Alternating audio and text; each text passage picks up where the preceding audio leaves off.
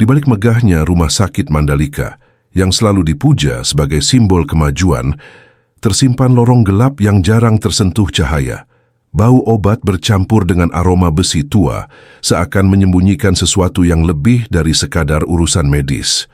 Bagas Wirawan, seorang jurnalis yang terbiasa menantang bahaya, tanpa sengaja menemukan jejak yang tak masuk akal, drum biru misterius yang tak seharusnya ada di sana. Apa sebenarnya isi drum itu, dan rahasia mengerikan apa yang berusaha ditutup rapat oleh mereka yang berkuasa?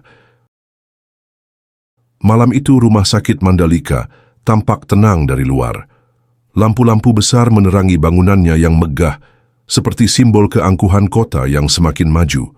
Dari kejauhan, rumah sakit itu terlihat seperti benteng kesehatan, tempat orang-orang datang dengan harapan dan doa agar sembuh dari sakit mereka.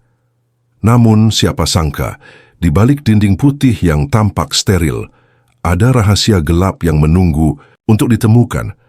Di sudut paling sepi dari rumah sakit itu, seorang pria paruh baya dengan seragam kusam tengah mendorong kereta pembersih.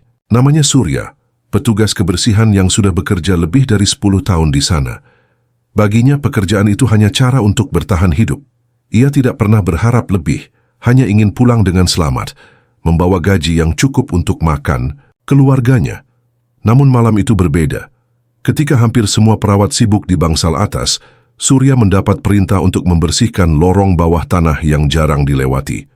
Lorong itu biasanya dipakai untuk akses logistik, gudang, dan ruang pendingin. Sebagian besar karyawan tidak suka berada di sana, karena suasananya dingin, pengap, dan gelap. Bau obat-obatan bercampur dengan aroma besi tua, membuat siapapun merasa tidak nyaman. Dengan langkah berat, Surya mendorong gerobaknya menuruni tangga sempit. Lampu neon di dinding berkelap-kelip, seperti hampir mati. Suara rodanya bergema panjang, membuat suasana semakin mencekam. Tiba-tiba sesuatu menusuk hidungnya, bau aneh, busuk, menyengat, seperti daging basi yang disimpan terlalu lama. Surya berhenti, hatinya berdegup kencang, ia menoleh ke kanan dan kiri. Tak ada siapa-siapa, hanya lorong panjang dengan pintu-pintu besi yang tertutup rapat. Rasa penasaran mengalahkan rasa takutnya. Ia mengikuti arah bau itu hingga menemukan sebuah drum biru di pojok lorong. Separuh tersembunyi di balik kain terpal. Drum itu terlihat baru, warnanya masih mengilap meski berada di tempat berdebu. Anehnya, drum itu tidak ada tanda atau label sebagaimana seharusnya wadah logistik rumah sakit. Barang siapa ini? Gumam Surya lirih, suaranya hampir tak terdengar. Ia mendekat. Dengan tangan gemetar ia menyentuh drum itu. Dingin. Dari celah penutupnya keluar cairan bening bercampur merah muda yang sudah mengering di lantai. Surya menelan ludah, tubuhnya mendadak merinding. Jangan-jangan bangkai? Pikirnya. Ia ingin membuka tutup drum itu tetapi rasa takut menahannya. Bayangan-bayangan buruk berkelebat di kepalanya. Bagaimana jika benar isinya mayat? Bagaimana jika ia justru dituduh yang macam-macam? Tiba-tiba, suara langkah kaki terdengar dari ujung lorong. Surya tersentak, cepat-cepat ia menyingkirkan tangannya dari drum. Seorang pria dengan jas hitam rapi muncul. Wajahnya datar tanpa ekspresi. Matanya menatap tajam, membuat Surya merasa kerdil. "Sedang apa kau di sini?" tanya pria itu dingin. Surya tergagap. Saya hanya membersihkan, Pak. Saya mencium bau lalu tidak ada apa-apa di sini," potong pria itu tegas. "Kau salah. Kalau kau melihat sesuatu yang aneh, lebih baik kau lupa, demi keselamatanmu sendiri." Ancaman itu jelas. Surya hanya bisa mengangguk meski hatinya gemetar. Ia mendorong gerobaknya kembali, meninggalkan drum biru yang kini terasa seperti monster yang mengintai dalam kegelapan. Malam itu, ia tidak bisa tidur. Wajah pria berjas hitam itu terus terbayang. Begitu pula drum biru yang seolah memanggil-manggilnya dengan rahasia kelam. Beberapa hari kemudian, cerita samar tentang bau busuk di lorong bawah tanah akhirnya keluar juga dari mulut Surya. Ia menceritakan pengalamannya pada seorang teman lama di warung kopi, meski dengan penuh ketakutan. Ia pikir dengan bercerita, bebannya akan berkurang. Ia tidak tahu ucapannya itu justru menjadi awal dari badai besar. Cerita itu perlahan menyebar. Seorang jurnalis investigasi bernama Bagas Wirawan mendengarnya dari seorang kenalan. Bagas dikenal sebagai wartawan yang berani mengungkap kasus-kasus besar. Ia sudah beberapa kali menulis liputan tentang korupsi pejabat, praktik ilegal, hingga kasus lingkungan. Tapi ia tahu, cerita tentang dram misterius di rumah sakit bukanlah hal biasa. Bagas merasa hatinya tertarik ke sana, seperti ada yang memanggilnya untuk mencari tahu. Ia sadar bahwa sebuah cerita besar mungkin tersembunyi di balik dram biru itu. Namun ia juga tahu, semakin besar rahasia, semakin besar pula bahaya yang menunggu.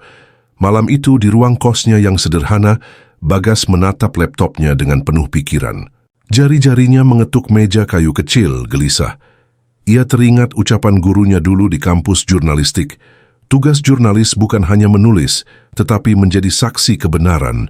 Jika kau takut, kebenaran akan terkubur. Bagas menarik napas panjang. Ia tahu apa yang harus dilakukan.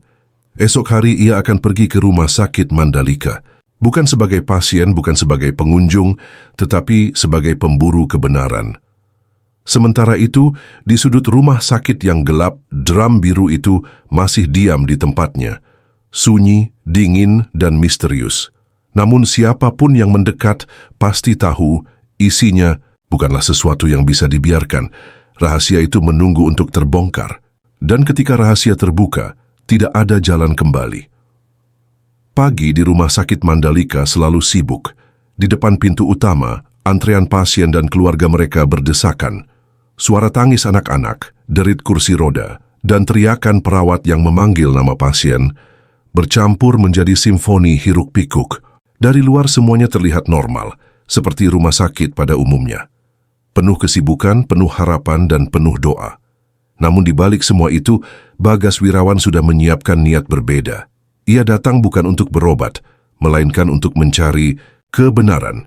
Dengan kemeja sederhana dan tas selempang lusuh, Bagas berbaur di antara kerumunan. Dari kejauhan wajahnya tampak seperti pria biasa yang menunggu giliran. Padahal di dalam tasnya, ia membawa buku catatan, kamera kecil, dan perekam suara, senjata utamanya sebagai jurnalis investigasi. Tenang, Bagas. Jangan tunjukkan wajah curiga. Gumamnya dalam hati. Ia tahu langkah ini berisiko.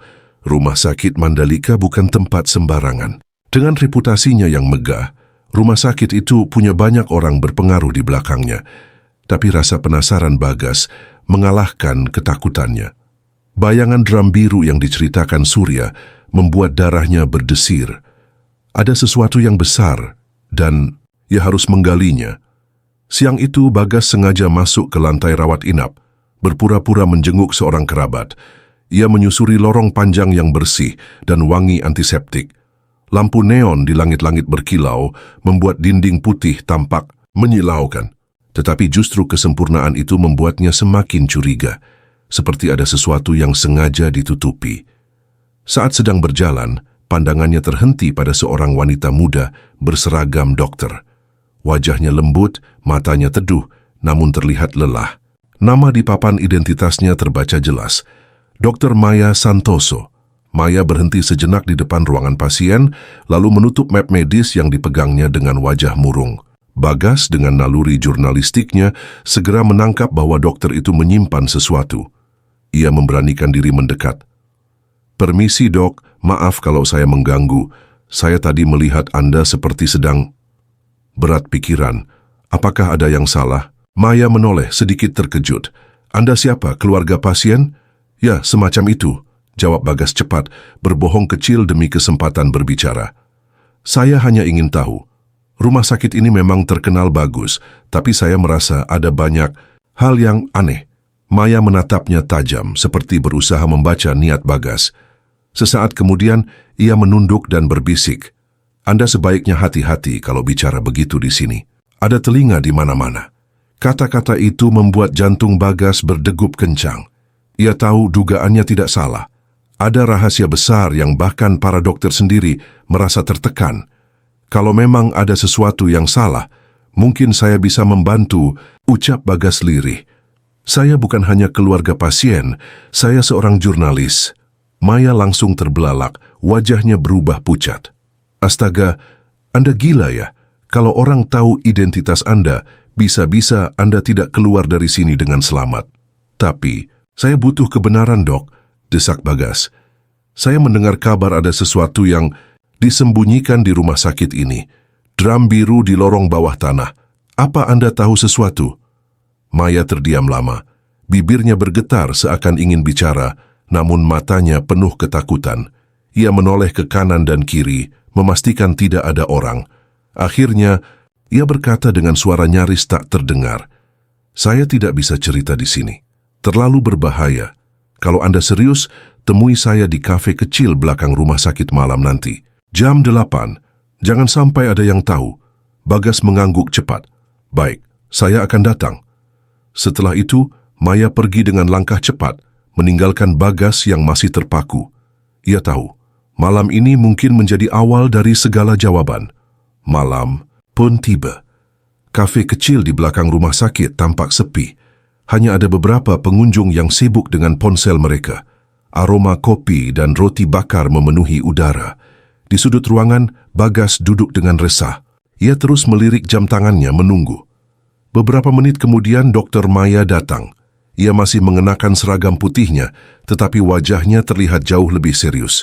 Ia duduk di depan Bagas, menunduk, lalu langsung berbisik, "Anda benar-benar nekat, Pak Jurnalis. Tapi mungkin memang sudah waktunya seseorang tahu." Beberapa menit kemudian Dr. Maya datang. Ia masih mengenakan seragam putihnya, tetapi wajahnya terlihat jauh lebih serius. Ia duduk di depan Bagas, menunduk, lalu langsung berbisik, "Anda benar-benar nekat, Pak Jurnalis. Tapi mungkin memang sudah waktunya seseorang tahu." Bagas mencondongkan tubuhnya penasaran. Apa yang sebenarnya terjadi di rumah sakit ini? Maya menarik napas panjang, menatap keluar jendela sebelum akhirnya berbicara.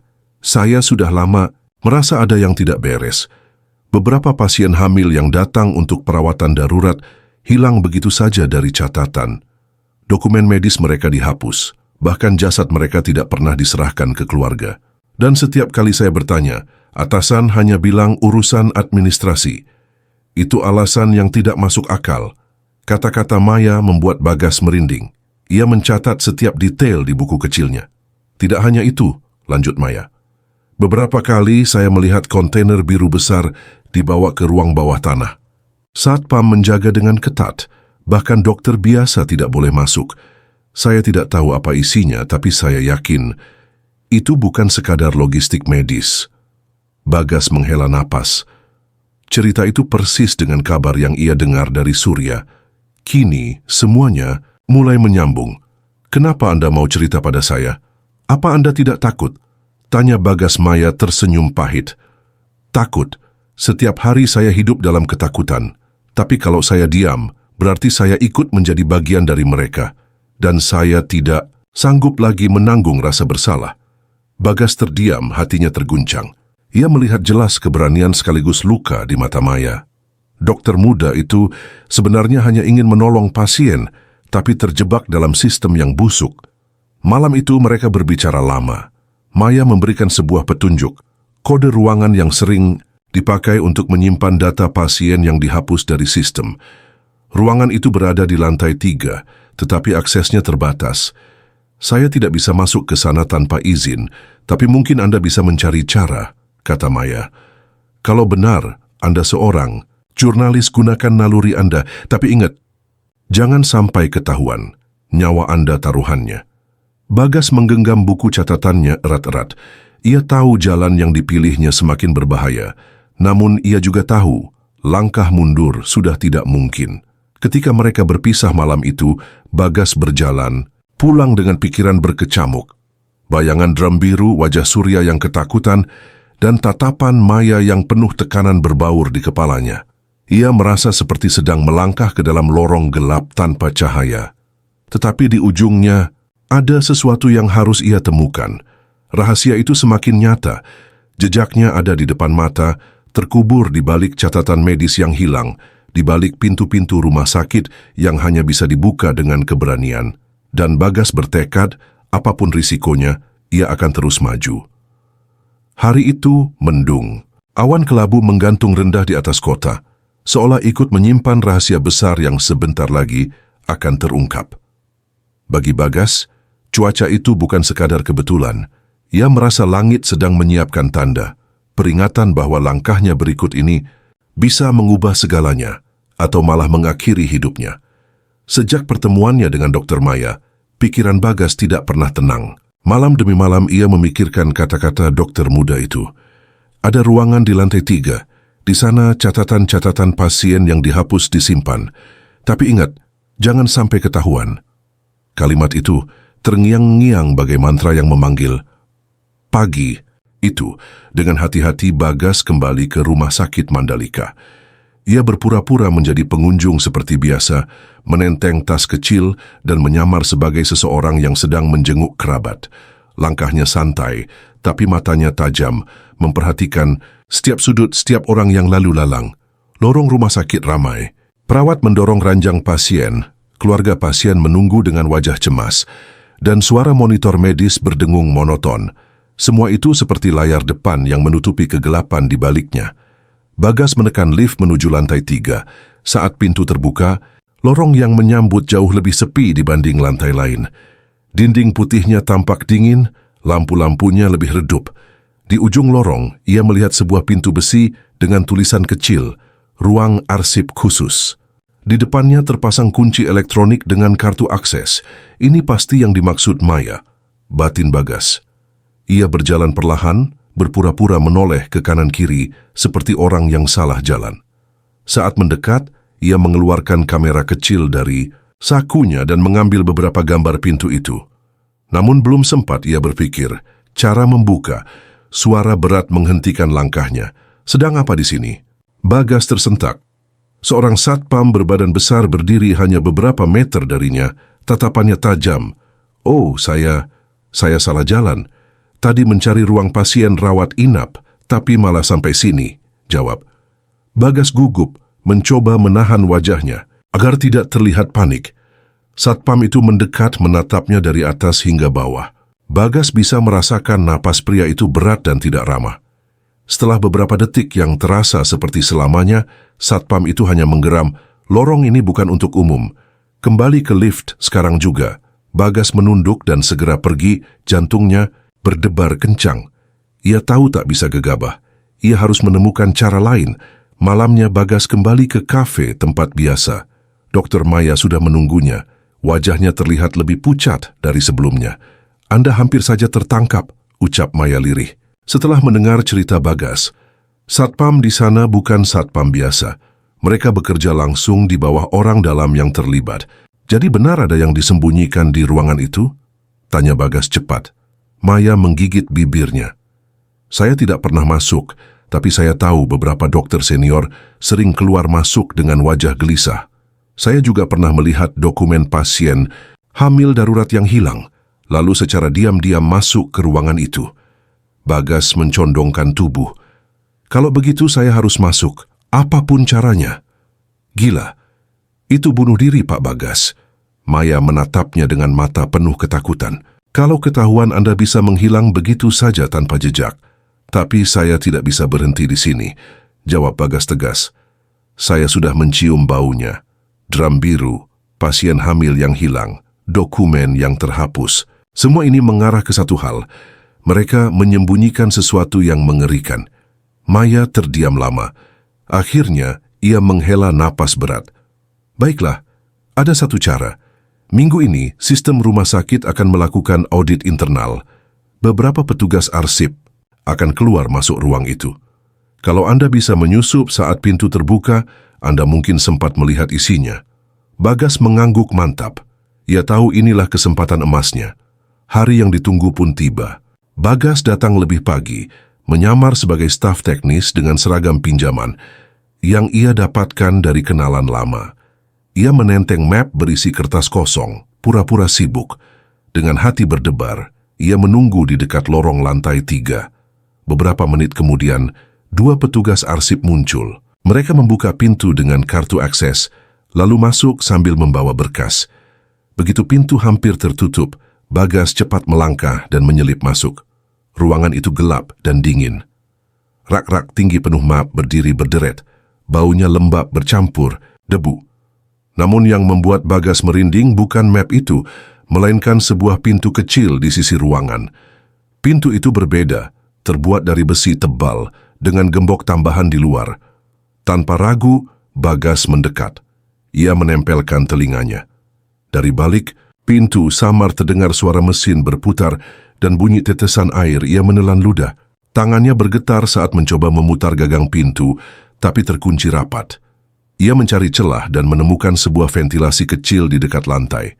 Dengan cepat, ia menyalakan kamera mungilnya dan mencoba mengintip lewat celah itu. Saat lampu kamera menyala, Bagas hampir tak percaya dengan apa yang dilihatnya. Deretan drum biru tersusun rapi di dalam ruangan. Jumlahnya lebih dari 10, dan dari salah satu drum yang terbuka sedikit, terlihat sesuatu yang membuat darah Bagas membeku. Kantong bening berisi potongan tubuh kecil, seperti janin manusia yang diawetkan. Tubuh Bagas gemetar hebat. Napasnya tercekat, ia menutup mulut agar tidak berteriak. Namun sayang, saat ia mundur kakinya menyenggol rak logam hingga menimbulkan suara nyaring. Siapa di sana? Suara salah satu petugas arsip menggema. Pintu ruangan arsip terbuka lebar. Dua pria tadi menatap Bagas dengan curiga. Salah satunya langsung berteriak, "Kau bukan petugas teknis, berhenti." Bagas panik. Ia berlari keluar lorong sekuat tenaga. Suara langkah kaki mengejarnya. Teriakan satpam mulai terdengar dari ujung lorong. Jantungnya seperti mau meledak. Ia melompat masuk ke lift yang kebetulan terbuka, menekan tombol ke lantai dasar, dan pintu tertutup tepat sebelum para pengejarnya sampai. Di dalam lift, tubuh Bagas gemetar hebat. Kamera kecil di tangannya masih menyala, merekam semuanya. Ia tahu kini tak ada jalan kembali. Rahasia sudah terbuka dan mereka pasti akan memburunya. Namun satu hal jelas, apa yang ia lihat bukan sekadar kebetulan. Drum biru itu nyata, janin-janin itu nyata, dan kejahatan di rumah sakit Mandalika jauh lebih mengerikan daripada yang ia bayangkan. Malam itu Bagas kembali ke kamarnya dengan tubuh lelah dan pikiran kacau. Ia menyalakan laptop, memindahkan rekaman dari kameranya. Saat layar menampilkan gambar drum biru dengan isi mengerikan itu, ia menutup wajahnya dengan tangan menahan air mata. "Ya Tuhan," bisiknya pelan. "Apa yang sudah mereka lakukan?" Air matanya jatuh, bukan hanya karena ngeri, tetapi juga karena ia tahu taruhannya semakin besar. Ia bukan lagi sekadar jurnalis yang mencari berita. Ia kini menjadi saksi dari kejahatan yang melawan kemanusiaan. Dan ia sadar, sejak malam itu, hidupnya tidak akan pernah sama lagi. Malam itu hujan turun deras, menimpa atap rumah kos Bagas yang reyot. Air mengucur deras dari celah genting, menimbulkan bunyi tetes yang berulang-ulang. Di meja kecil, laptop Bagas menyala, menampilkan rekaman yang masih ia putar berulang kali. Gambar drum biru dengan kantong bening berisi janin membuat perutnya mual, membuat pikirannya kalut. Ia menutup layar laptop dengan keras, lalu menenggelamkan wajah ke kedua tangannya. Nafasnya tersengal. Astaga, apa yang sudah kulihat? Mereka menjual bayi yang bahkan belum lahir. Suara hujan di luar kamar tidak mampu menutupi dentuman hatinya. Ia tahu rekaman itu bukti besar, bukti yang bisa membuka rahasia kelam rumah sakit Mandalika. Tapi ia juga tahu, bukti itu membuat dirinya kini menjadi buruan. Telepon genggamnya bergetar. Nama Maya muncul di layar. Bagas segera mengangkatnya. "Bagas, kau harus pergi dari kosmu sekarang juga." Suara Maya terdengar panik. "Kenapa? Apa yang terjadi?" Mereka tahu. Satpam yang mengejarmu tadi siang sudah melapor. Aku dengar pembicaraan mereka. Mereka akan mencarimu malam ini. Bagas terdiam. Butir keringat dingin mengalir di pelipisnya.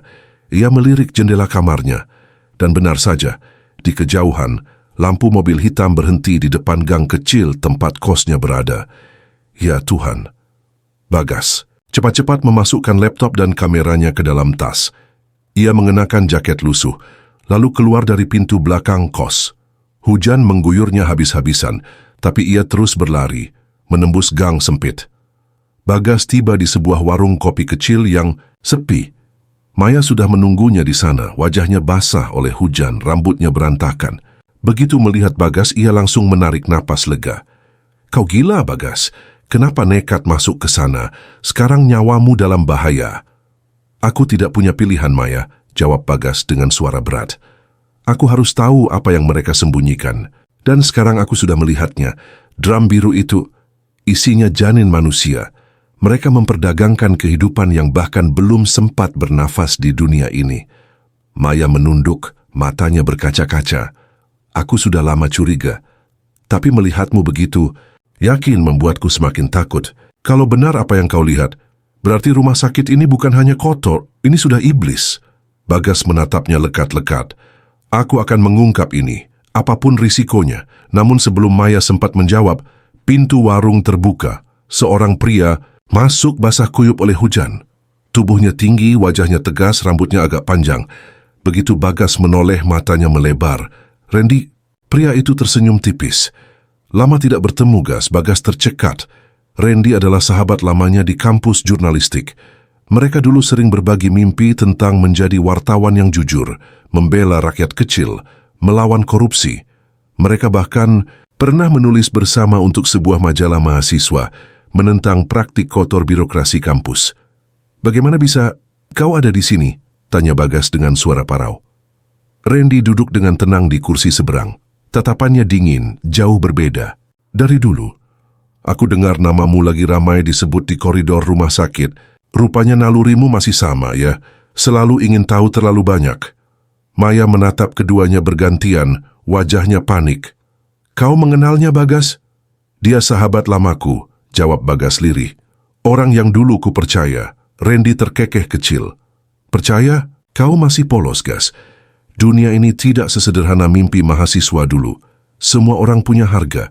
Semua bisa dibeli, termasuk kehidupan yang kau kira suci."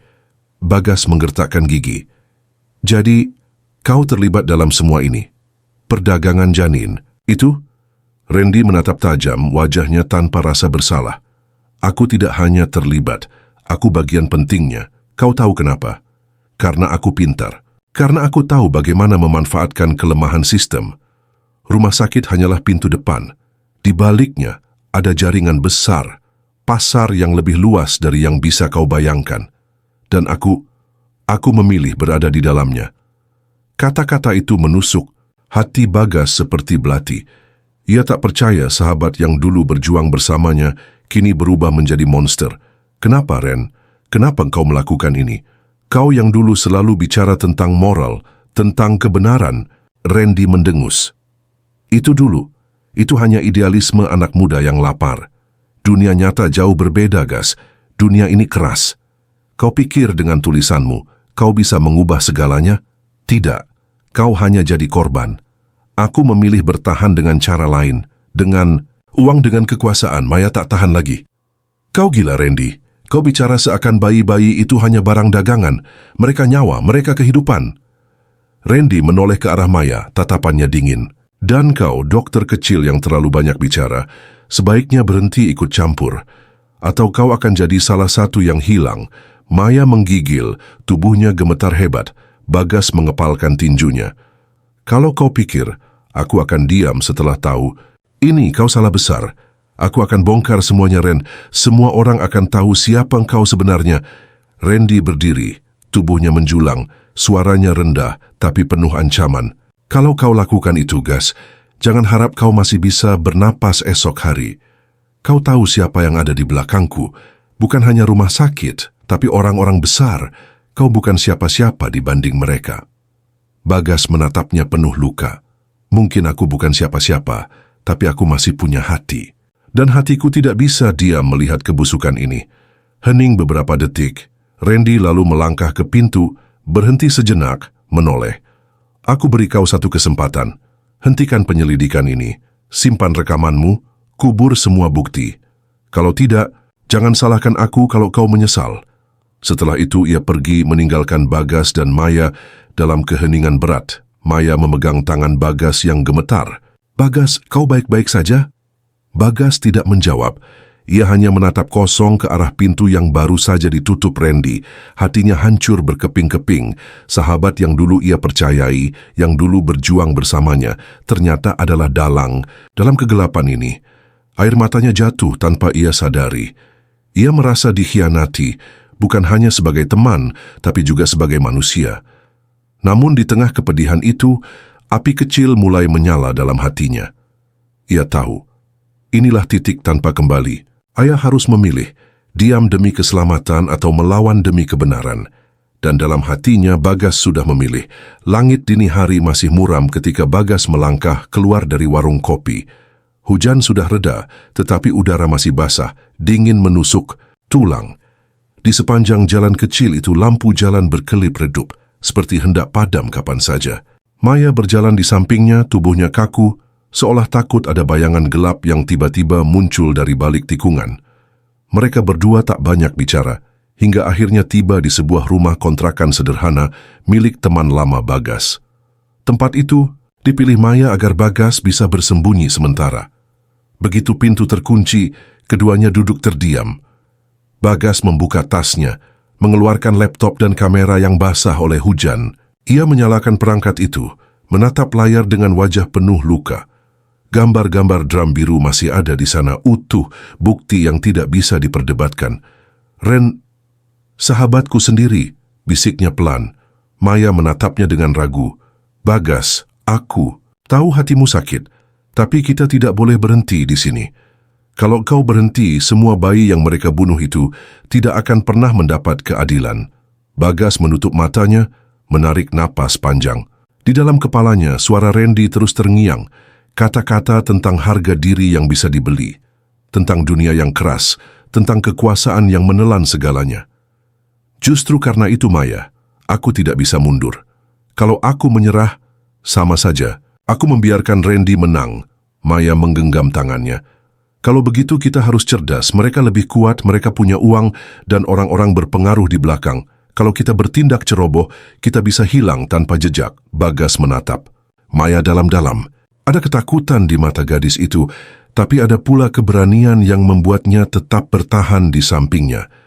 "Lalu, apa langkah kita berikutnya?"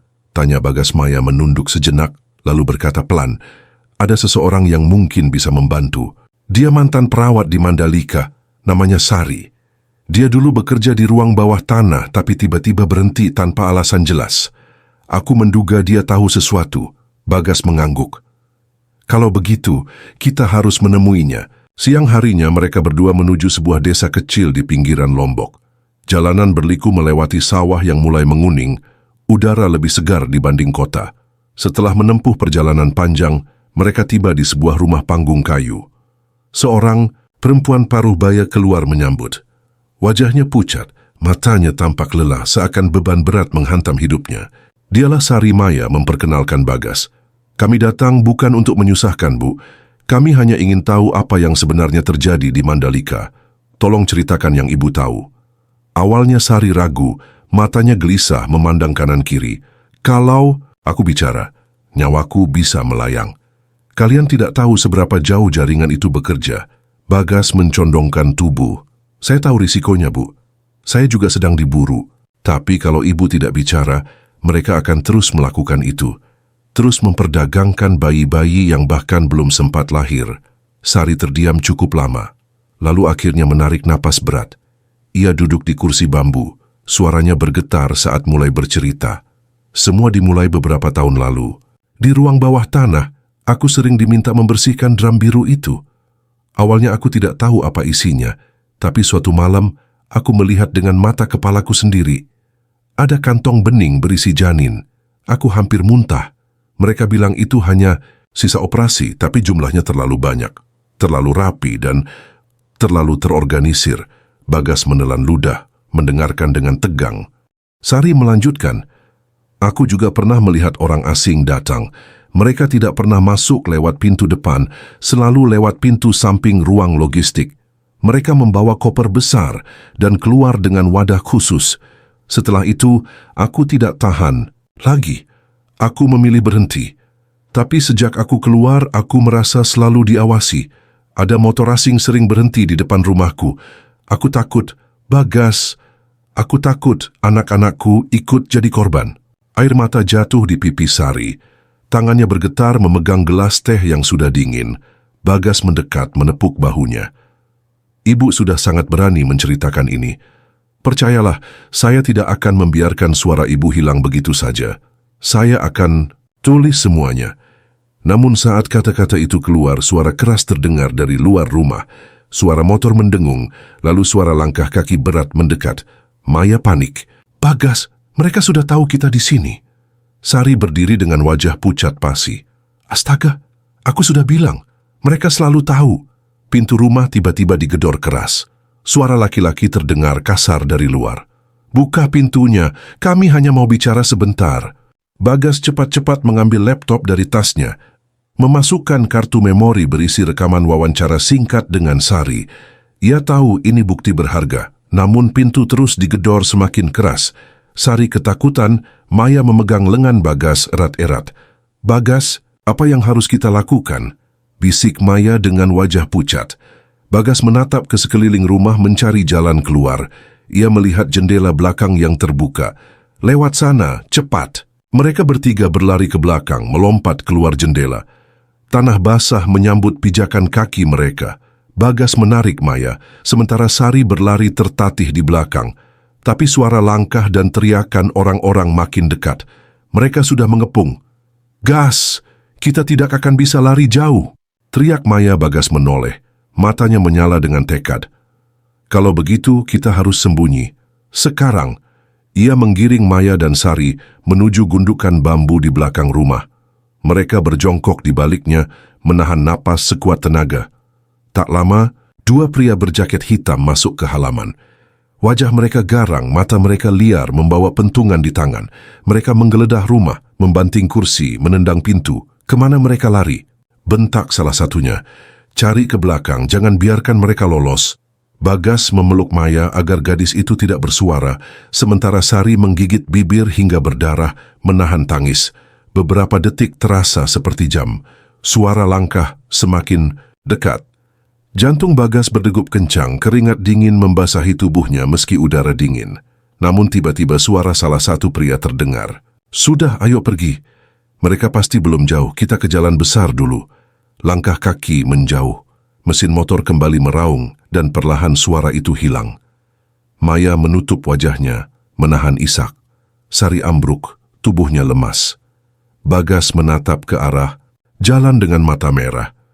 Ini sudah lebih berbahaya dari yang kubayangkan, bisiknya lirih. Tapi semakin jelas juga, jaringan ini tidak main-main dan aku tidak bisa mundur lagi. Malamnya, Bagas duduk di pojok kontrakan. Laptopnya menyala, menampilkan catatan-catatan yang sudah ia susun. Wawancara dengan Sari menjadi potongan penting. Maya duduk di sampingnya, wajahnya letih. Kau yakin bisa melawan mereka, Bagas? Setelah semua ini, kau masih yakin bisa menang? Bagas menatap layar laptop, lalu menoleh pada Maya. Tatapannya penuh luka, tapi juga penuh tekad. Maya, ini bukan lagi soal aku bisa menang atau tidak. Ini soal kebenaran. Selama aku masih hidup, aku akan menulis. Dan kalau tulisan ini sampai ke publik, dunia akan tahu apa yang mereka sembunyikan. Suara hujan kembali turun di luar, menimpa genting kontrakan. Bagas mengetik, jari-jarinya bergerak cepat, meski setiap kata terasa membawa beban nyawa. Dalam dirinya, ia tahu satu hal, ia sedang menembus gelap, dan semakin jauh ia melangkah, semakin kecil peluang untuk kembali. Namun ia tidak gentar, ia sudah memilih jalannya. Malam itu udara terasa lebih berat dari biasanya. Di luar kontrakan sederhana tempat Bagas bersembunyi, suara hujan turun deras, seperti ingin menenggelamkan seluruh pulau. Aroma tanah basah bercampur dengan hawa kecemasan yang menggantung di udara. Bagas duduk di depan laptopnya, jari-jarinya berhenti di atas keyboard. Ia menatap layar kosong cukup lama. Kumpulan data, foto-foto drum biru, rekaman suara Sari, dan catatan-catatan investigasinya sudah lengkap. Semua itu siap disusun menjadi laporan besar. Namun yang membebani hatinya bukanlah rasa takut akan ancaman dari jaringan gelap itu. Yang menghantam jiwanya adalah satu nama, Randy. Sahabat yang dulu selalu bersama dalam suka dan duka, kini berdiri di sisi yang berlawanan, terikat pada kekuasaan dan keserakahan. Maya duduk di sudut ruangan, memperhatikan Bagas dengan tatapan cemas. Kenapa berhenti? Bukannya ini yang kau kejar selama ini? Bagas menarik napas panjang.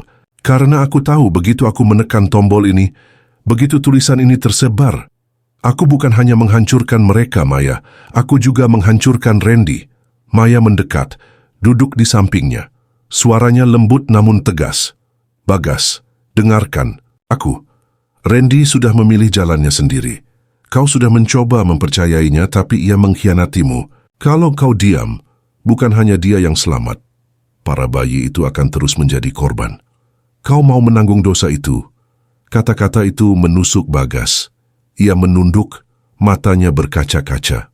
Untuk pertama kalinya, ia merasakan pertempuran batin yang lebih menyakitkan dari peluru atau ancaman maut. Beberapa jam kemudian, sebuah pesan masuk ke ponselnya. Nama pengirimnya membuat Bagas terhenyak. Randy diisi pesan, temui aku. Sendiri, di Pelabuhan Tua jam 11 malam, kita selesaikan semuanya. Maya membaca pesan itu dengan wajah pucat. Ini jebakan, kau tahu itu Bagas. Tapi aku harus datang, jawab Bagas mantap. Aku tidak bisa lari selamanya. Aku harus melihat matanya sekali lagi sebelum aku benar-benar memutuskan. Maya menggenggam tangannya erat. Kalau begitu, aku ikut. Bagas menatapnya, lalu menggeleng. Tidak, Maya, ini urusan aku dengan dia. Kalau aku tidak kembali, kau tahu apa yang harus kau lakukan dengan data di laptop ini. Air mata Maya jatuh tanpa bisa ia tahan. Namun ia tahu, keputusan Bagas sudah bulat. Pelabuhan Tua itu gelap dan sepi. Hujan masih turun, membuat kayu dermaga berkilat licin. Ombak menghantam tiang-tiang kayu memecah kesunyian malam. Bagas melangkah perlahan, tubuhnya basah kuyup. Di ujung dermaga, berdiri seorang pria dengan jas hitam. Wajahnya diterangi cahaya redup lampu kapal. Itu adalah Randy, Dodge, sahabat lama yang kini tampak asing. Bagas, suara Randy berat, penuh tekanan. Kau seharusnya berhenti. Kita bisa hidup tenang kalau kau mau diam. Bagas mendekat, matanya tajam. Diam? Setelah semua yang kulihat? Setelah semua bayi itu kau jadikan komoditas? Kau pikir aku bisa berpura-pura buta? Randy menunduk, lalu tertawa getir. Dunia tidak sebersih yang kau kira, Gas. Kita ini cuma pion. Kalau kau terus melawan, mereka akan menghancurkanmu, menghancurkan keluargamu. Aku hanya mencoba bertahan. Dengan menjual nyawa tak berdosa, suara Bagas bergetar, penuh amarah. Kau dulu yang mengajarkanku soal keadilan, soal kebenaran, tapi sekarang kau jadi bagian dari kegelapan itu. Randy terdiam. Ada kilatan ragu di matanya, seolah sisa-sisa nurani masih bersemayam di sana. Tapi kilatan itu segera padam. Ia menghela napas panjang, lalu berkata dingin, kalau begitu aku tidak punya pilihan. Kalau kau terus maju, aku sendiri yang akan menyingkirkanmu. Bagas merasakan bulu kuduknya meremang. Randy mengangkat pistol dari balik jasnya, mengarahkannya tepat ke dada Bagas. Namun Bagas tidak mundur. Ia menatap lurus ke mata sahabatnya itu, tanpa gentar. Kalau kau mau menembak, tembaklah. Tapi ingat Randy, kebenaran tidak akan mati. Hanya karena pelurumu, aku sudah menyebarkan data ini. Bahkan kalau aku mati di sini, dunia tetap akan tahu siapa kau sebenarnya. Randy terperanjat, tangannya gemetar memegang pistol. Apa yang kau katakan? Bagas tersenyum pahit. Tulisan itu sudah kukirimkan ke beberapa redaksi, ke jurnalis yang masih punya nurani. Kau terlambat, Ren. Permainanmu sudah berakhir. Henning. Menyelimuti dermaga. Hanya suara hujan dan ombak yang terdengar. Randy terdiam lama. Wajahnya pucat, lalu perlahan menurunkan pistolnya. Matanya berkaca-kaca. Kenapa, Gas? Kenapa kau harus jadi musuhku? Kita dulu mimpi berdiri di sisi yang sama. Bagas menahan perih di dadanya. Aku tidak pernah ingin jadi musuhmu, Ren.